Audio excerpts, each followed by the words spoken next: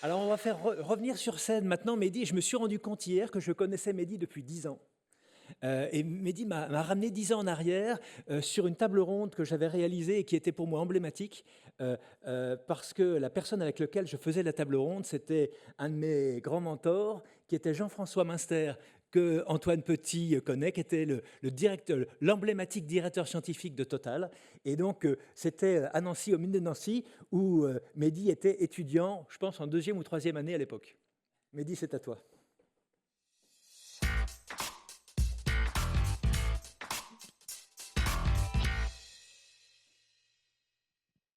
Rebonjour. Donc, aujourd'hui, je voulais vous parler d'IPIC, qui est une société qui développe de l'IA robotique pour faire passer les robots du réflexe à la réflexion, pour les faire sortir de leur script et de leur répétition. Mais avant de parler de technologie, je voulais juste resituer le contexte. Aujourd'hui, l'automatisation est une nécessité stratégique. On connaît tous la pénurie de main-d'œuvre qui s'installe dans la durée et qui touche quasiment tous les secteurs industriels. Les réglementations concernant la pénibilité du travail se durcissent, et à juste titre. Et puis, on assiste aussi à une volonté très forte de réindustrialiser, de rapatrier la production, mais tout ça n'est possible que si l'automatisation existe. Et autrement, ce ne serait pas économiquement viable.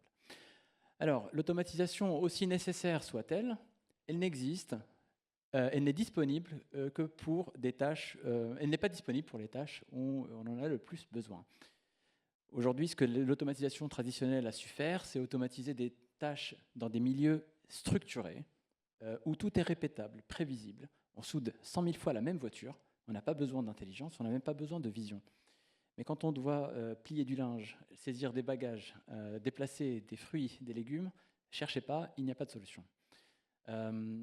Et donc la solution promise, c'est celle de l'IA. Sauf que, je ne sais pas si vous avez fait le tour dans des usines où vous n'en voyez pas forcément beaucoup. En fait, la raison, c'est que l'IA qu'on connaît aujourd'hui, si vous demandez à n'importe qui, qu'est-ce que l'IA, il va vous dire ChatGPT.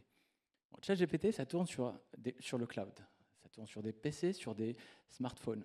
Quand ça hallucine, quand ChatGPT vous dit des bêtises, vous rafraîchissez la page, il n'y a pas de problème. Quand le robot hallucine, vous n'avez pas envie de l'entendre halluciner, parce que ça peut coûter très cher. Donc, la notion fondamentale qui empêche l'IA de rentrer dans les usines, c'est cette notion dont j'ai parlé tout à l'heure, qui est le coût de l'erreur. Et beaucoup de personnes aussi en ont parlé. On ne peut pas se permettre d'avoir des erreurs en production industrielle. En tout cas, on peut très peu se le permettre. Donc aujourd'hui, notre mission, si je vous parle d'EPIC, c'est parce que notre mission, c'est d'aller au-delà du potentiel, au-delà de la possible utilisation de l'IA, et de sécuriser sa transition industrielle. Comme on l'a vu, le robot n'est intelligent qu'à travers d'autres capteurs, et on en intègre des dizaines. C'est grâce à ces capteurs que le robot peut percevoir son environnement. Au-dessus de ces capteurs, on va fournir des IA spécialisées. Donc chaque IA va servir un enjeu. Par exemple, vous avez ici de l'inspection de défauts subjectifs. Vous savez, c'est ces défauts où vous ramenez 5 experts qualité, vous avez 6 réponses. Bien, l'IA résout ce problème parce qu'elle apprend exactement à travers des exemples d'une personne. On a un seul référent. Et c'est un des usages les plus intéressants de l'IA. C'est celui aussi de la décision. Vous voyez, on peut empiler des colis de différentes tailles. C'est du Tetris en 3D. Vous savez que vous ne pouvez pas gagner contre l'IA dans les échecs. Ben, vous ne pouvez pas gagner contre l'IA sur de l'empilage de colis pour de la palettisation non plus. Donc c'est ce genre de technologie qu'on apporte. Et notre angle n'est pas seulement celui de la capacité, celui de l'algorithme, mais c'est celui de la fiabilité industrielle. Pour nous, la transformation de l'intelligence à travers l'intelligence artificielle n'est pas tant une transformation technique, c'est aussi et surtout une transformation organisationnelle. En fait, ce que permet l'IA de faire en sous-texte, et on n'en parle pas beaucoup, c'est une révolution logicielle dans l'industrie. Elle permet de transformer la robotique, qui est un métier complexe, basé sur le composant, sur l'électricité, sur de la pression, sur quelque chose de très bas niveau, à une expérience quasiment sur le web. D'ailleurs, l'interface qu'on fabrique est sur le web. Et donc, en fait, ça crée quelque chose de très intéressant, c'est que ça donne la main à des experts métiers. C'est ce qu'a fait Excel à un moment. Les personnes qui font des business plans étaient des développeurs informatiques. Aujourd'hui, ce sont des financiers, ce sont des experts métiers. On a exactement le même genre de bascule. On donne la responsabilité d'entraîner les IA à des chefs de production, à des responsables qualité, non pas à des développeurs robotiques et pas à des automaticiens. Et c'est une transformation majeure. Donc, pour résumer, notre rôle, c'est d'apporter ce que l'IA permet d'offrir de plus exceptionnel, de plus puissant, mais de garantir par construction le respect des normes industrielles, des garanties constructeurs, et le fait que, peu importe ce que l'IA va décider, le robot n'ira jamais s'encastrer sur le tapis ou faire du mal à quelqu'un, parce qu'on respecte les normes industrielles. Donc on s'adresse à un marché aujourd'hui en pleine expansion. Je pense qu'il n'a échappé à personne que le besoin est assez profond en solution.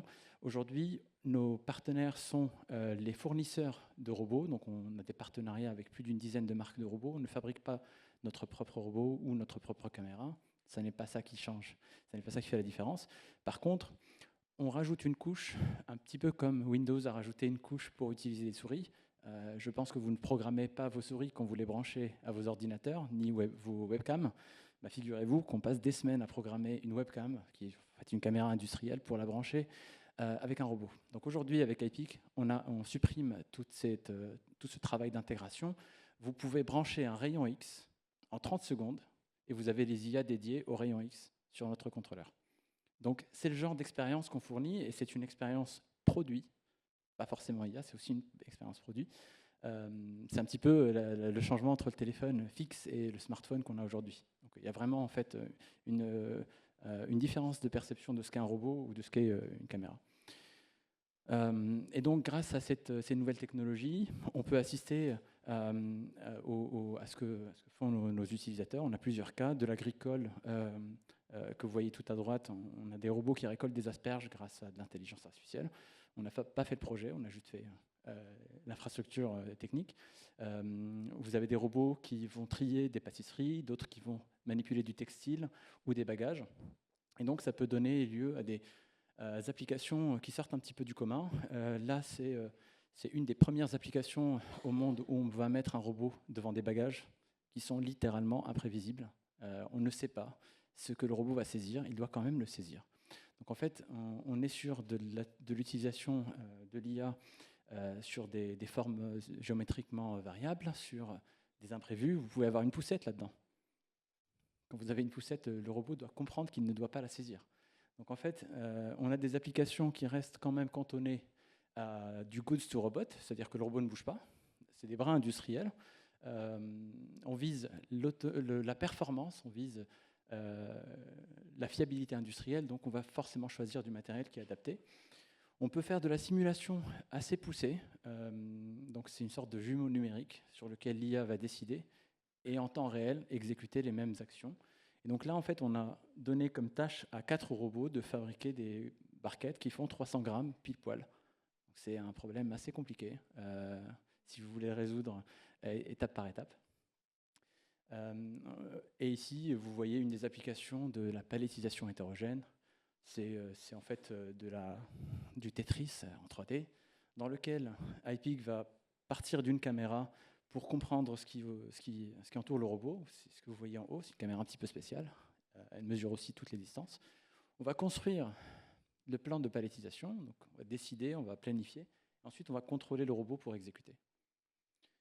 Donc ici, je termine avec ce cas. On a appris au robot à saisir pile poil 20 grammes de produit. Donc en fait, la pincée robotique. On a une balance en dessous de ce bac.